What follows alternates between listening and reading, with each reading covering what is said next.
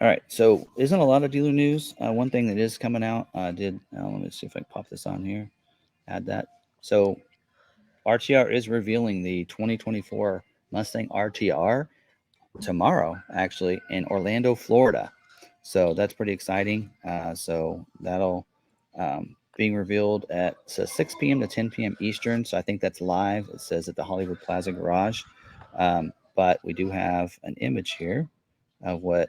So they don't have the grill on the Mustang, but you kind of get an idea of what that grill is going to look like for the Mustang. And but their whole package they'll show as well. And we are an RTR dealer, so if you ever wanted to get an RTR package put on your Mustang, usually the way RTR does that is you purchase the package, they ship it to the dealer, kind of like Roush does with the Bronco package, and then the dealer puts that on there. So we are an authorized RTR dealer. So if you're interested in one of those to put on your 24 Mustang when it comes in, we can do that. But they're going to reveal that tomorrow, so we'll get images and everything. That might end up being a separate video sometime this week when I get back. So maybe Friday. So all right. Let's see what else. Let's see.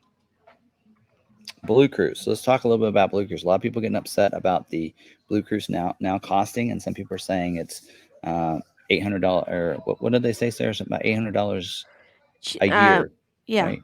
$800 Yeah. a year.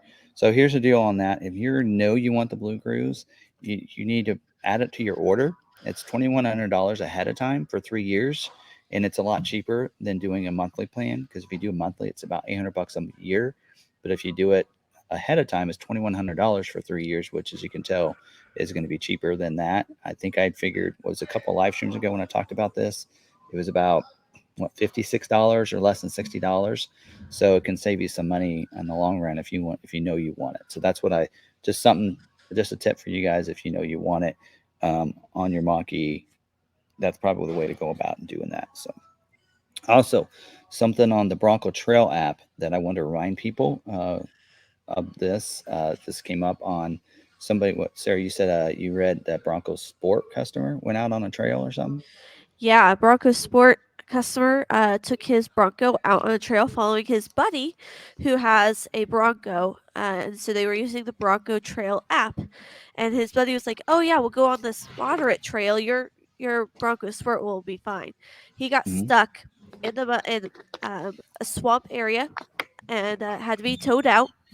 Then he was in ruts that if he were actually in the ruts, hit the bottom of his vehicle would be scraping the ground. So he had to stay up on top of the ground and not get in the ruts, and he was scratching up the side of his vehicle. And then they got to a point where he could not go up. They had rocks that would have caught on the bottom of his vehicle. He also didn't have the gear needed to go up that steep of an incline, so he had to go all the way back, which was a 3 hour trip in total. So this is kind of a reminder to people if you're using that Bronco Trail app, remember that Bronco rates them. They have 4 rating, so it's like 1, 2, 3, and 4 is what they rate the trails. But if you actually look, and the trails aren't rated 1 to 4, they're rated 1 to 10. Yeah. So you need to take that and know that if it's a 4, it's not a 4 on a regular trail. It's probably a 8, 9, 10 on a regular trail. And so a 3 is going to be more than a 5.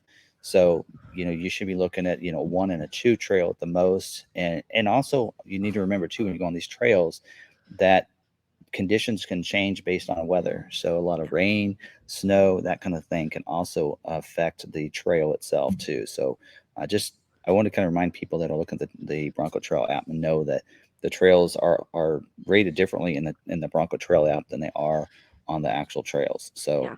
um, that's something to also, I think we need to, Well, that's and something that Ford probably needs to update on yeah, their app. But I think he said so, that the trail that they went on isn't listed anywhere else.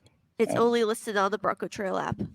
I found that to be true on the one in Kansas, right? At Yeah. over by Manhattan, Tuttle Creek.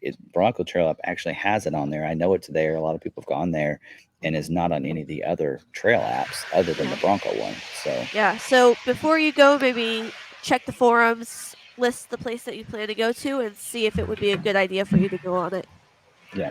But anyway, just a nice little friendly reminder. Now let's talk about Maverick for a second. So we got some dealer news update yesterday, I believe, that all of the Bronco orders have to have the COVP approval on them. They're going to open back up the COVP for submissions, because a lot of dealers, when they first came out with it, they said that the orders did not have to be a COVP'd, but it was recommended. And so Ford is now saying they all have to be COVP'd or they will get canceled. So in here, and it says non-COVP approved orders, Maverick orders, will be canceled. So it says here, any 23 Maverick retail orders not submitted and approved by June 2nd will be canceled. So it sounds like what'll happen first is on the 22nd, those orders will be put into priority 99, and then on the week of June 5th, they'll be canceled. So you need to make sure. And one thing I found out, we had several orders for us because we COVP'd all of ours, but we had a list, and on that list, I recognized some of the orders. So it seems like to me is if you change the PEP code, which is your trim. So if you change the trim on your order, or you change the body code from front wheel drive to all wheel drive or to the trimmer, those two changes, you have to re-COVP that order because it's no longer the same body code. So it has to be re-COVP'd. So trim, body code, if you made a change from when you submitted your order in September, you need to go in and have it re-COVP'd again. If your dealer tells you, no, we already took care of that, say, can you please just check because my order is going to get canceled in like a week if you don't make these changes. So you just need to make sure that your dealers are doing that. If you have an order with us, don't worry. We will contact you. We have that. You can trust me. I have that list. I'm going to go through that. I'm going to make sure nobody's order gets canceled. But we did notice that was something because we COVP'd all of ours and we had a list and we're like, how do we have these people not COVP'd? And when I started looking at them, it's people that had made changes to those orders. So we'll get those updated for you guys. We'll reach out to you. Don't feel like if you have an order with us, we're going to contact you and get that re-COVP'd. We'll need a new order sheet signed and a new blue sheet signed as well. Buyer's order for that. So we'll get that all for you guys. But if you have an order with another dealer and you have made those two changes, if you have made those two changes, you should be fine. But it wouldn't be a bad idea to check with your dealer anyway and make sure your order's good.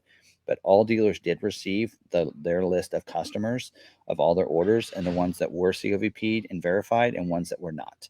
So your dealer should have that list. Somebody at your dealership, whether it be ours was sent to myself, our inventory manager, and our general manager. So at least the general manager dealership did get that list for your customers, for your dealership, for your customers. So you want to make sure that happens so that your order doesn't get canceled on you. So that's all the dealer news I got for this week. Got any questions regarding any of those news?